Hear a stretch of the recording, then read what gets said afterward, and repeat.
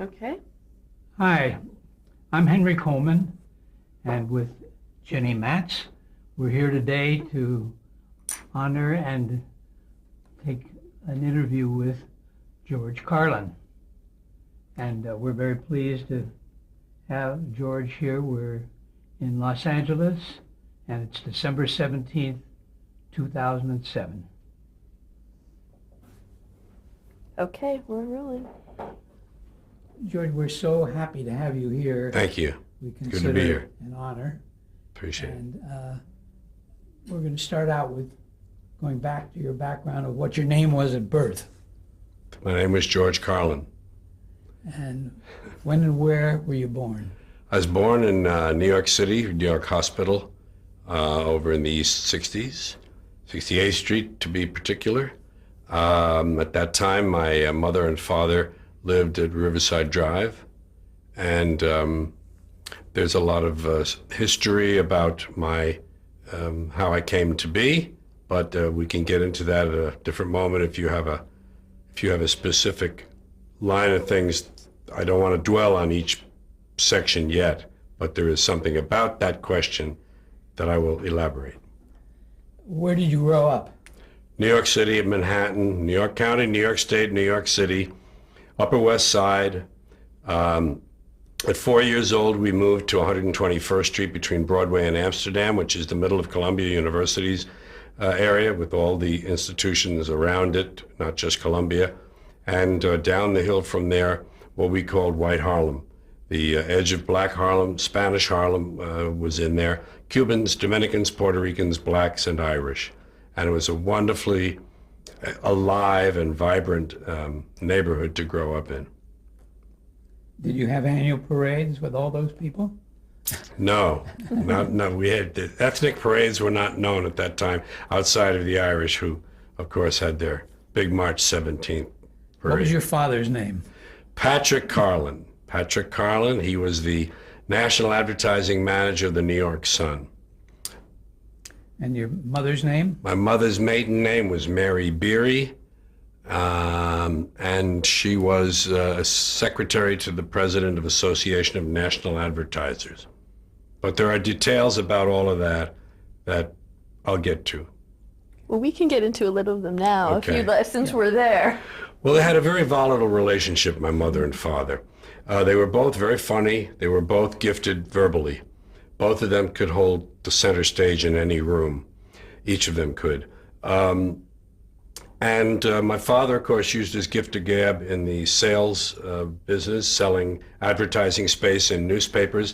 For 3 years in the 1930s, he was the leading ad salesman in the United States by actual measurement of lineage sold. He was an after-dinner speaker. He won the Dale Carnegie Speakers Contest. They had a famous public speaking course, Dale Carnegie, and in I think 1935 or 6, he won the nationwide award over 600 and something other entrants. The finals were at the Waldorf Astoria with 12 finalists. He delivered his speech that night and he won. I have his gavel. They award you a mahogany gavel with a silver band giving your name. I have that. But they didn't have a successful marriage. They were madly in love with each other. They were married in 1930. A year later, my brother was born, 1931. He's 6 years older than I, 5 depending on the month. And my father drank too much. The Irish call it the curse. There are a high percentage of Irish who inherit the gene for alcoholism, or a predisposition at least, and then they do the rest. But he did the rest. He drank, and he wasn't pleasant, apparently, when he got drunk. He was, my mother called him a street angel and a house devil. He was brutal to my brother, even though it only involved a leather slipper, but it was every night. He never touched my mother because she had 4 brothers, and her father was a policeman. But the marriage came unwound, and there were separations, long separations between 1931 and when I was born. This is the part I like people to know. When at the time of my presumed conception, which would have been August 1936, They were apart. It was a long separation, about 2 years. But they loved each other madly, and they were both, he had a real line of shit. Boy, he could talk your donkey's ear off. He had a line of shit that wouldn't quit. I mean, to be a successful speaker and salesman, he had to. They met on the street by accident in August 36. By accident in New York, city of, by then, I guess, 6.5 million. Ran into one another quite by chance. And he said to her, "Hey, Mary, what do you say we get down to Rockaway Beach for old time's sake?" So they went to Rockaway, to their old hotel where they used to have their weekends. And they went to Curly's Hotel at 116th and Beach 116th is what they call it.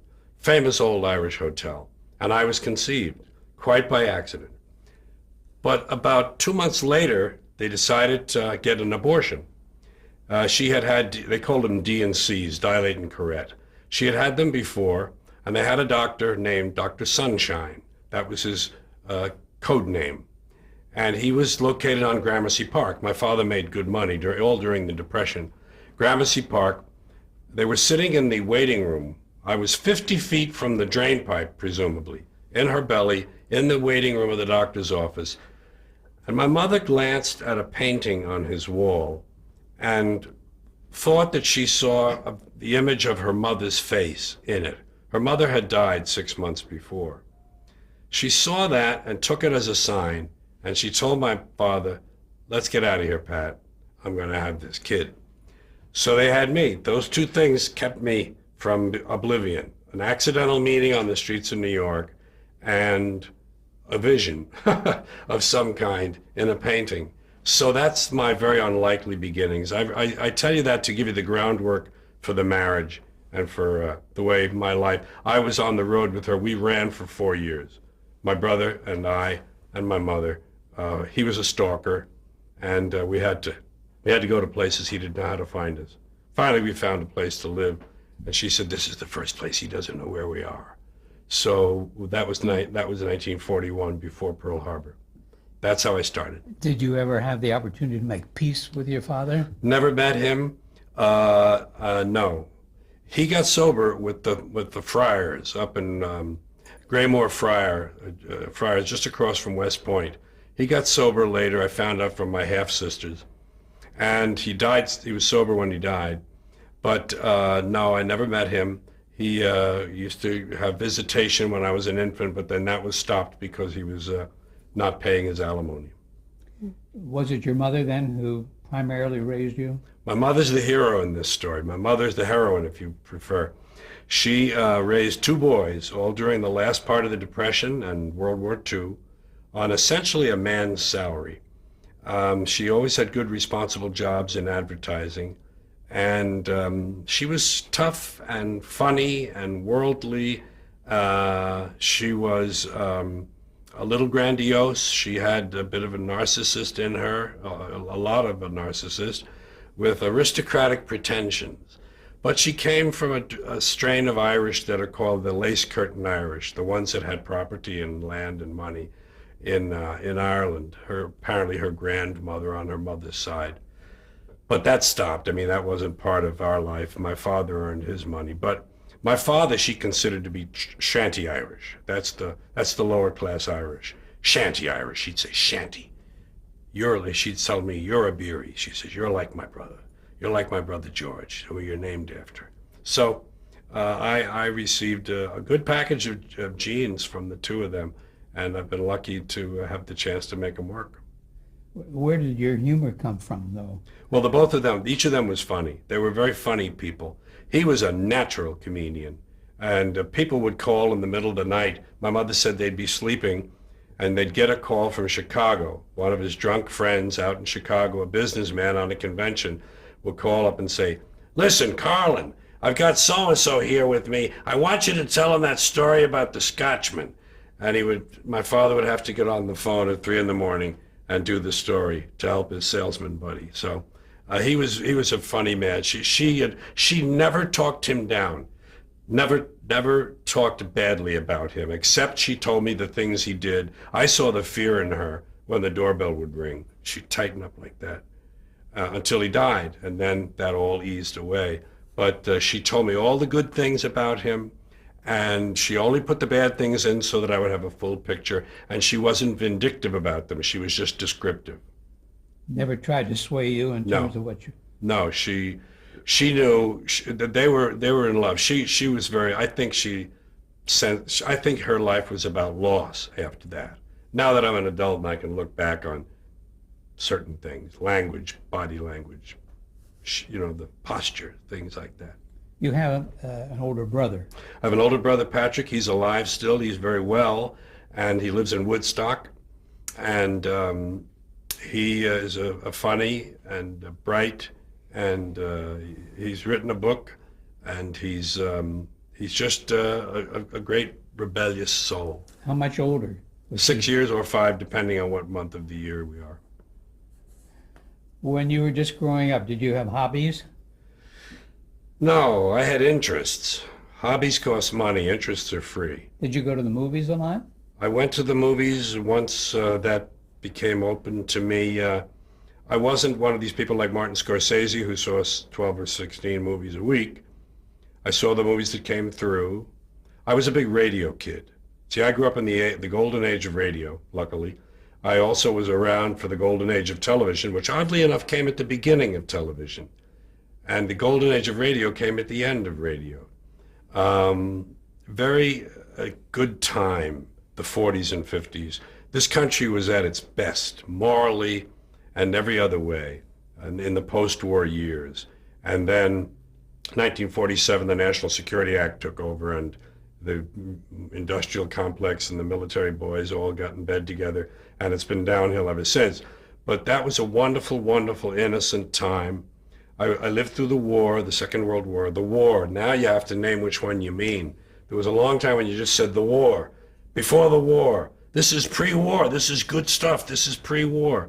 So I enjoyed the movies, but radio was my companion. I was alone in the house. My mother had to work. Father was gone. And I was, I guess you'd say, lonely, except that I didn't experience it that way. And how you experience something is more important than a description you can give it. I experienced it as freedom, as liberation, as independence, autonomy. And I had all those wonderful hours after school to myself. I had playmates, but they had to go home when the sun went down and the street lights came on. And I didn't. She didn't get home till 7:30. So I would sometimes fix my own spaghetti or cook a hamburger or something, listen to the Lone Ranger, and I had listened to the radio all the time. That was my family, the people on radio. I had no real family life. I had one sibling, no grandparents alive, no one parent in the home only. All the aunts and uncles were barren and childless, so there were no cousins to deal with. I'm saying all of this in a positive way. I loved it. I had my mind, and I had that radio, and then I grew into, prepubescence, adolescence, and started exploring the neighborhood. But when I was 8 years old, I used to sneak in the subway and go to 42nd Street, go to my mother's office and show up after work. Show up and say, take me to the automat. I want to go to the automat. And she'd make me do my imitations for the people in her office. That was my payoff. I did the imitation, she brought me to the automat. So I loved that, what now would seem to be solitude or loneliness.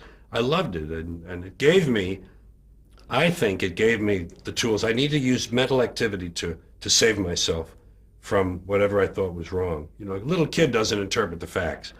He says, what did I do wrong? There's no one here. What's wrong with me? So I was lucky that I had a mind that was very active. My left brain just ground out thoughts and plans. I planned my whole career. By the time I was 11 or 12, I had to change the details as I got into my teens. But did you know you were going to be a performer? Yeah. From the time I did those little imitations in the office. See, one thing you learn when you do something like that, suddenly I had the attention of adults and their approval. And apparently those things were really gifts. They felt very good to me, obviously. Someone who's alone as a kid, to have these adults paying attention to you and making you feel important and then applauding and laughing at what you do, that's all very good for you. And so it's like a flower with the sun. It's heliotropic. It leans toward where the sun is. I think I leaned in that direction. I had some tools for it from my genetic package, but now the environment was inviting me to develop them, I guess. And I did, and I became the class clown and the neighborhood cut up and wise guy and humorous and comic, and I did imitations and I entertained the kids, and I was just it was a natural, and I wanted it forever. I wanted to do that forever. Do you remember what the first radio program was that you listened to? Oh no, I'm sure I heard the radio all during the years. I didn't know what the sound meant. I'm sure in the crib I heard it, and as a toddler, I remember all the newscasts my mother listened to all during the war. I remember Gabriel Heater, Morgan Beatty, all these famous CBS people, Edward R. Murrow at that time, Robert Trout was a broadcaster, Doug Edwards. I heard a lot of newscasts because the war was on everybody's mind. What about television? Some of the first performers that you recall making such an impression on you? Well, I think our television arrived in the home at around, my best recollection is 1948, because I used to have to go downstairs to Joni Sheridan's apartment to watch Milton Berle, and he started in 47. So that probably was why I went down there then. 48, I think we got ours, or 49. I was 11 or 12. And I mean, people say they watched the test pattern just because it was there. And I did that. And I couldn't wait for WABD Channel 5 in New York for the test pattern to come on, because they didn't believe theirs on overnight. And I would watch the test pattern, and I would know that something's coming on at 2 o'clock, some ladies show. And just because it was human beings, and they were walking around and they were talking, and you could see their picture, to have been born in radio and still be relatively impressionable when television comes along. God, I mean, today a child can't understand how life would be without any of these things. But I experienced like the graduation and television. There was on 49th Street at the RCA building, it was called then, the big 30 Rockefeller Plaza. On 49th Street, they had an open showroom where they had cameras inside, but they weren't trained on the people outside like the Today Show does. They were trained on a ramp. There was a ramp that went up and across and down, held maybe 10 people at most. And there were lights on overhead, lighting the people. And you would walk up this ramp and look into the camera, or not, but there were screens there and you would see yourself. And this was, people could see themselves on a television set, not TV itself, but they could see themselves on a cathode ray tube. They'd look and they'd see it, and I was one of those guys. I just kept going around and around and around, you know. So that was the first experience I had with the visual medium itself. And then we got our TV set and the black and white and halocrafters and the vertical, you know, the thing going like that. And we had rabbit ears, and you'd put, you know, tin foil on the end of it, and you'd shape it. All those wonderful memories. You've talked about what a big influence Danny Kaye was on you. What appealed to you about him specifically? What was the attraction? I saw Danny Kaye in the movies in the mid-40s, and I was attracted to him because, first of all, I was attracted to any complicated songs I heard on the radio. Anything that was challenging and difficult to say. I learned about that song, Pass That Peace Pipe and Bury That Hatchet Like the Chalk Sauce, Chick Sauce, Chattahoochee Chippewas, and those Chick-Chimex, Cherokee, Chipultepec do. Anything like that that was challenging verbally, I liked. This was, again, something natural in me. And Danny Kaye did that. Danny Kaye had the following gifts. He was musically funny. He could sing funny songs. He was incredibly adept verbally. He could do those lyrics. And he could do funny accents, and he could make funny faces. And all of those things appealed to me. And that was the first person I saw when I probably thought to myself, I could do that. That would be good to do. That would be good to do. I wish I could do that. I can probably do that. Some combination of those thoughts. And then, of course, it began to expand beyond Danny Kaye. But I saw him in movies, And later, by the time some of these people I saw in the movies had television shows, I was out on the street corner by then. I was hanging with the trash, as my mother called, the garms. The garms, she called them. You're down there with the garms. You're wasting yourself. So I didn't see a lot of variety television outside of Ed Sullivan, of course, a Jackie Gleason show.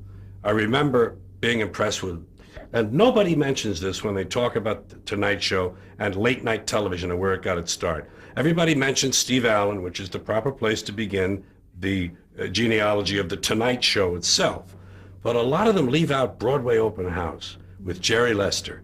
Jerry Lester and Milton DeLugg and the orchestra. Milton played the accordion. Ray Malone was a tap dancer. Dagmar was the sex bombshell who I guess she could pass for a singer, I don't know. And Jerry Lester, funny, Broadway Open House. And that one really got my attention because that was mixed, planned and unplanned, slapstick and verbal. And that was just, you know, for me, that fed me. I never missed Broadway Open House. And what was the genesis of doing these routines on the corner? I mean, it sounds like it almost was a carryover from your father getting your calls at 3 a.m. Yeah, I needed that outlet. I mean, I needed to do that. And my mother, when I graduated from 8th grade, I didn't go very far in school. I quit high school in 9th grade. So, but I didn't know that in 8th grade when I got out of grammar school. Nice, good Catholic school, very progressive Catholic school. No corporal punishment, no uniforms, boys and girls together in the class. Everything was discussed, and the teachers were required to have secular degrees. The nuns were brilliant nuns. So I came from a wonderful school. When I graduated, my mother said, well, I owe you a graduation present. You think it over during the summer, what you'd like. And I said, okay. And in fall, I went down to the Christian Brothers, the disciplined boys, down at St. Bernard's for my first year of high school. And I had a brother who said to the class, anybody wants a camera? Class, anybody wants a camera? I have a clergyman's discount. I can help you get a camera for a discount. He was a real hustler, Brother Conrad. And one of the things he mentioned was tape recorders. And I went, huh. And tape recorders then were not sold in consumer stores. They were as big as a Buick. And they were sold upstairs in showrooms. And there were buyers and so forth came in and looked at the goods and saw them all on display. I went to one of those and I found this no, not Ampex. This was a Webcore. And I got my mother to buy me that tape recorder. And I started making tapes at home. And I'd make believe I was an interviewer. I'd make believe I was a newscaster. I'd put a record on the phonograph and hold the microphone over. I'd play the Dragnet theme. Dun, dun, dun, dun. Dun, dun, dun, dun, dun. And I'd take the mic back, let the music continue, and I'd say, it was Friday, I was working the robbery detail, you know. It was great. And I did, this was something, now I'm at this time 13 and 14, and I had this tape recorder all through 13, 14, 15, and so on. And the kids knew, and I would do little playlets about the neighborhood. I would make fun of the authority figures, the shopkeepers, the parents, the priests, the policemen, all the people who were in charge. And I would do these little skits.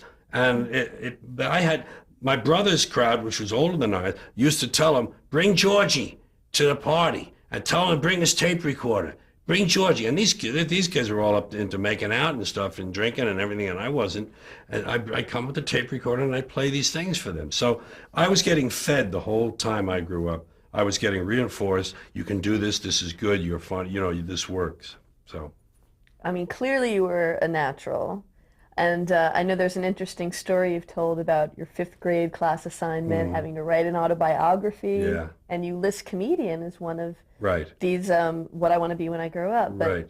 Realistically, in terms of actually attaining this as a goal, I mean, did you have a plan? Was this something you said, I'm going to do whatever it takes, I'm going to follow a path? Or? Well, it became a plan. It became a blueprint, an outline anyway.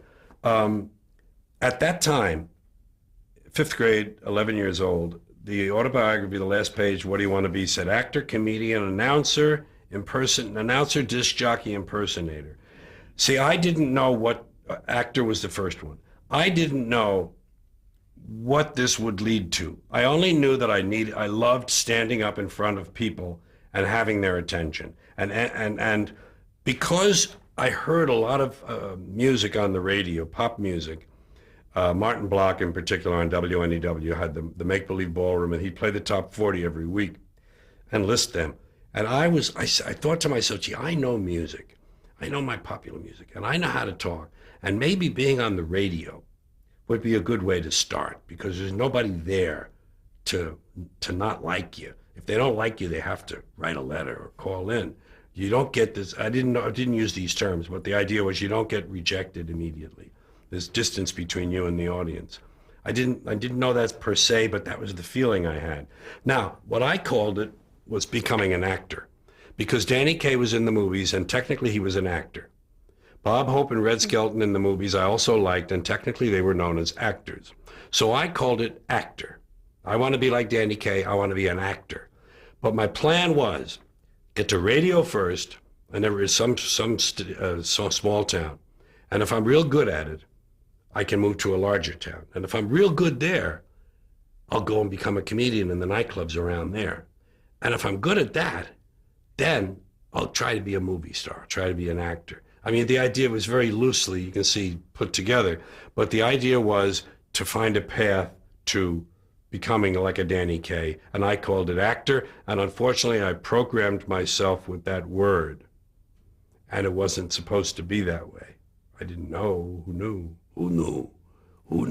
So we can skip. He kind of talked about this, so we want to move out of high school. Yeah, let's get out of there. I did right away. How was it you went into the Air Force? Yeah.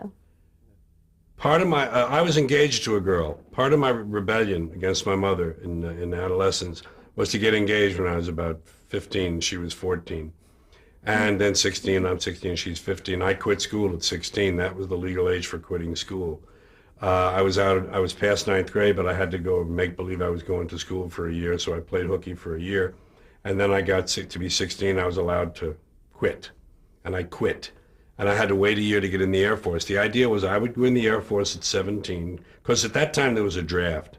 And if you didn't join, you were drafted. But the draft pool was so big in New York, you didn't get drafted till 20 or 21, and that could screw up my plan. So I said, I'll join when I'm 17, get it out of the way. So I did. I joined the Air Force at 17. The plan was stay in there 4 years and get married to Mary Catherine. Have Mary Catherine come down to where I am in the Air Force. We get married, we live off base. And we got our marriage, and I'm in the Air Force, and then after that, I'm going to get out and use the GI Bill to become a disc jockey. But all that changed by circumstance. First of all, we broke up. After I was in the Air Force, we drifted apart, which was good. And then I met a guy who owned a radio station down there, and before I was out of the Air Force, I was already a working DJ. So I had advanced my timetable by about 4 years. So that was how I became a disc jockey. I was in an amateur play, and the owner of the station was in the play, and he brought me down and I read some copy. I was 17 when I got the job. I was 18 when I got on the air. Did you have an audience for your radio show? This was the #1 station in Shreveport. Now, Shreveport, Louisiana sounds like a little kind of a jerkwater town to some people, but there were 9 radio stations. And it was a very hot market, very hot radio market. Anyone who knows would tell you that. And in that 9-station market, the station I went to was #1, and it had a 50 share. It was the only top 40 station in town. Top 40 was brand new, rock and roll was brand new. 1955, they both started, 54, 55. I got my job in 56. I came in on the ground floor, and I was on a very popular radio station. I got all my confidence. I had 2.5 years on the radio. By the time I got out the Air Force, I had experience already. And I knew, the rest of the plan, become a comedian and then go be an actor. We're just going to stop and change tapes.